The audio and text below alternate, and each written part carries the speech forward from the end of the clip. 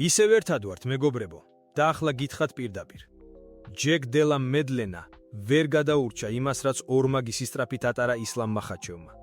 კი, ჯეკმა სცადა შეტევა, სცადა თავისი ახსნის სტილი. თითქოს რაღაც უნდა დაემტკიცებინა, მაგრამ რეალობა ისეთი იყო, რომ მახაჩევმა პირველივე წუთებში დაჩეხა მისი ტაქტიკა. დელამ თითქოს ენერგიულად დაიწყო. წინ წამოვიდა, მუშტები გაისროლა, კუთხეების ძებნა დაიწყო, მაგრამ ეს ყველაფერი იმდენად მარტივად წაიშალა, თითქოს ბავშვი ებრძოდა პროფესიონალს.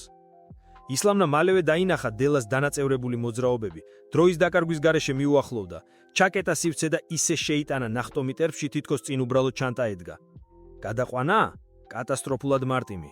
დელას რეაქცია დაგვიანებული. მახაჩევა მოხჩობა არ იბრძოლა. არც ძალაზე წავიდა, უბრალოდ მის ხეუთში შეიჭრა და მიწაზე ისე ჩააგდო, როგორც ლომი აგდებს დაღლილ ნილოს. მიწაზე დაცემის შემდეგ ყველაფერი ერთ მხარეს წავიდა. მახაჩევი მის ზემოდან მძიმე, შეუჩერებელი წონით აწვებოდა. თითეული მოძრაობა ისეთ ზუსტ კონტროლში იყო, თითქოს შვეიცარიის საათი იყო დაყენებული. დელა ცენტრიდან ცდილობდა გაქცევას, მაგრამ ამაოდ.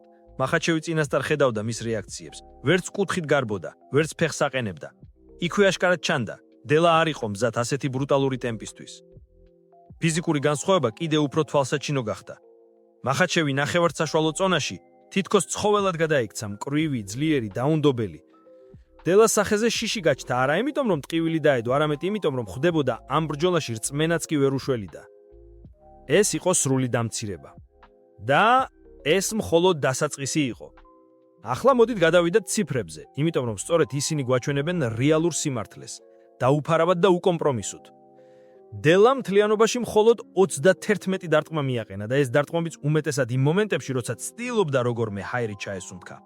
მახაჩევმა კი 123 დარტყმა ჩააჯახა. და ეს ყველაფერი იმის ფონზე, რომ დროის უმეტეს ნაწილი მიწაზე იყო, სადაც დარტყმები ჩვეულებრივ ნაკლებია. აქ იყო მასაკრი, პირდაპირ მნიშვნელობით.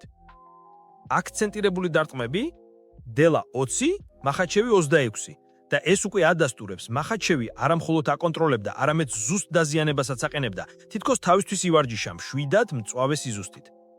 თეიქდაუნები, მახაჩევი 4-დან 4, სხვა ფაიტერს ერთი მაინც გაუხდება რთული, მაგრამ ისლამმა ისე გააკეთა, როგორც ფარდას ხსნიან. ყოველი მომენტი სწორად დაჭერილი. დელა დგება, მახაჩევი წვება. დელა კუთხეს იცვლის, მახაჩევი ბალანს უტყევს. არანაირი გაურკვევლობა, არანაირი რისკი, სუფთა გაბატონება. კონტროლი 18 წუთი და 26 წამი. გაიაზრეთ ეს? მთელი ბრძოლა თითქმის მთლიანად მიწაზე. დელა თითქოს იქ გაკოჭილი იყო. ერთხელ მაინც რომ ეთქვას, ადექი, შეეძლო? ვერა. მახაჩევი მას ხელს ის შეაკავებდა, როგორც ქვა მიეჭირა. ფსიქოლოგიური წერტილი მეორე რაუნდში მოვიდა. დელას თვალებში დაინახა დამარცხება, აღარ იყო სისწრაფე, აღარ იყო საკუთარი ძალის რწმენა, მხოლოდ ინსტინქტი. მანქანის ქვეშ არ მოუყვე. მახაჩევმა კი პირიქით, უფრო და უფრო დაიწყო აყვავება. მის ხელებსა და მოძრაობებში ისეთი თავდაჯერებულობა იყო, თითქოს ეს ბრძოლა მისთვის სპარინგზე მეტი არ ყოფილიყო. ეს უკვე აღარ იყო უბრალოდ ჭიდაობა. ეს იყო გაკვეთილი. ადამიანის, რომელსაც გონია, რომ UFC-ს ელიტაშია, მახაჩევმა აჩვენა, ელიტა არის ის, ვინც ზემოდან გიყურებს და არჩევანს არ გიტოვებს. ბრძოლის შემდეგ ორი ემოცია ერთმანეთს ეჯიბრებოდა. აბსოლუტური პატივისცემა მახაჩევისადმი და სამწუხარო სინანული ჯეკის მიმართ.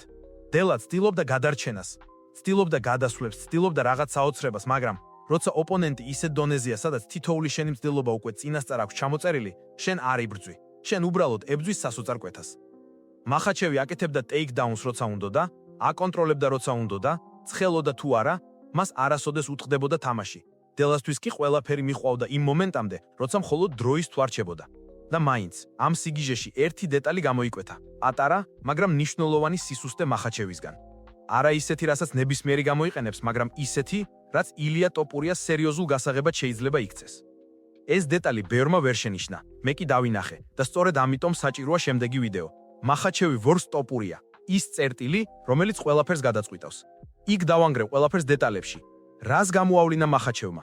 როგორ შეიძლება ტოპურია მიმოქმედოს? რა სცენარის შემთხვევაში შეიძლება ბრძოლა შოკის მომგვრელად შეიცვალოს? მეგობრებო, ეს იყო ბრძოლა, სადაც დონეები აშკარად გამოჩნდა. მახაჩევი ახლა უკვე სხვა კატეგორიაშია, მაგრამ ეს არ ნიშნავს, რომ დაუმარცხებელია. ყოველთვის არსებობს ერთი ნაპრალი, ერთი წამი, ერთი მოძრაობა, რომელიც ყველაფერს ცვლის. და სწორად ამას გავაშუქებ შემდეგ ვიდეოში. დაიხვეწეთ არხზე, გააქტიურეთ ყველა ღილაკი. ახლა ყველაზე საინტერესო იწყება.